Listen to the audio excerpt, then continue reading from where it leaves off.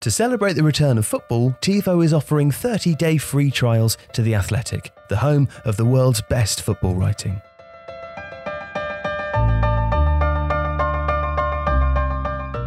Manchester United's third goal against Sheffield United, scored by Anthony Martial, showed what has been lacking in their side over recent seasons: movement, dynamism and verticality.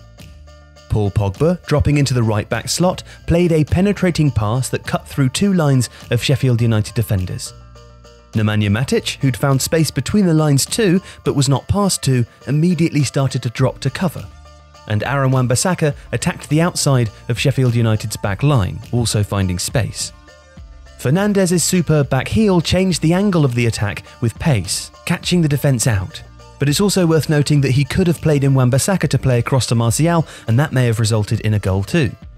Martial's quick 1-2 with Rashford, which worked because Martial straightened his run and Rashford could play an angled pass to meet it, took three Sheffield United defenders out. And Fernandez dropped into a position at the top of the box, ready to press, run into the box, or take a return pass and shoot. Martial then finished with a chip ball over the keeper. It was a brilliant team goal. Pogba's positioning meant that United could spring the attack from deep without sacrificing players in attacking positions. Matic's run back to cover added solidity once the attack was in motion. Wan-Bissaka found the kind of space that allowed him to assist for Martial's second in that game, and Rashford and Martial showed the kind of rapid interplay and finishing that is beginning to make them a potent combination. For much of the period since Sir Alex Ferguson left Manchester United, their problems have been a lack of verticality and dynamism in midfield, and a lack of movement in the attacking third. Each of the past 4 seasons, United have signed a midfielder for over £40 million as they sought to address this. The average spend on that single midfielder per season is £59.3 million. And 2 of the 4 were the most expensive signings United made that season. Wan-Bissaka, bought from Chelsea in 2013-14 for £40.3 million, is also still at the club. It's a huge outlay, bringing with it a pressure to find the best way to accommodate the players. But for all his talent, Pogba struggled to create from deep and be a dynamic final third presence. The acquisition of Bruno Fernandes has added movement, intelligence and creativity in the attacking third, allowing Pogba to dictate from deeper. But to field Fernandes in his favoured spot, Pogba needs to play in a two-man midfield. Now, there is a perception that Pogba doesn't thrive in this setup, that he needs the security of 2 other midfielders alongside to surge forwards, and that the defensive responsibility hampers his dynamism, ball carrying and creativity. He certainly thrived in the 3-man midfield at Juventus, while France sought to bolster his cover at the 2018 World Cup by playing Blaise Matuidi as a wide player who would drop back to make a 3. And his performances at Manchester United have tended to support this theory. This season, Pogba has only appeared in a 4-2-3-1, a formation that Ole Gunnar Solskjaer has used in the majority of games.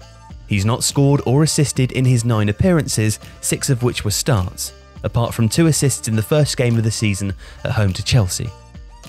Last season, Pogba scored 13, of which 7 were penalties, and assisted 9. None of his non-penalty goals or assists came when he was playing in a double pivot. He scored 4 non-penalty goals in the 10 slot of a 4-2-3-1, but otherwise every game in which he contributed a goal or assist saw the sideline up in a 4-3-3, 4-1-4-1 or with a midfield diamond with Pogba part of the midfield 3. But with Fernandes there is less onus on Pogba to be the player who does everything.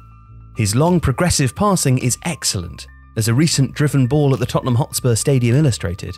And with Fernandes, Martial and Rashford making intelligent runs and capable of quick exchanges, Pogba can sit off a bit and dictate play. Fernandes is no stranger to dropping off either.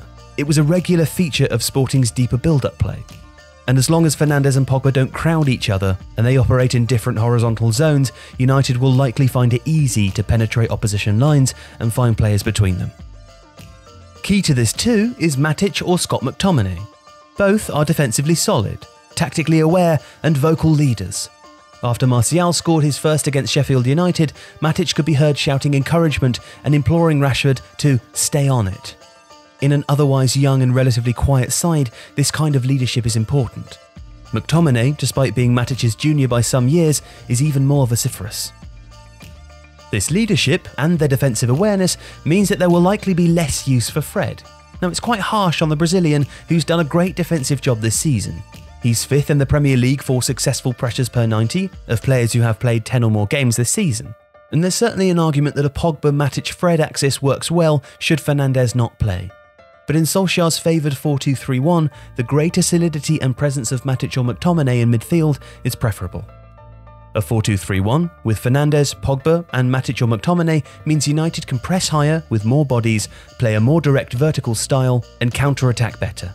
It's what Solskjaer seems to have been building towards, and now he has the players to make it work. With football finally back, Tifo is delighted to be able to offer 30-day free trials to The Athletic.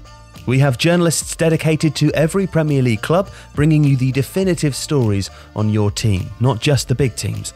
And that's not to mention hundreds of journalists dedicated to 10 other sports. So check it out for free by visiting theathletic.com/Tifo Football. And thanks for watching today's video.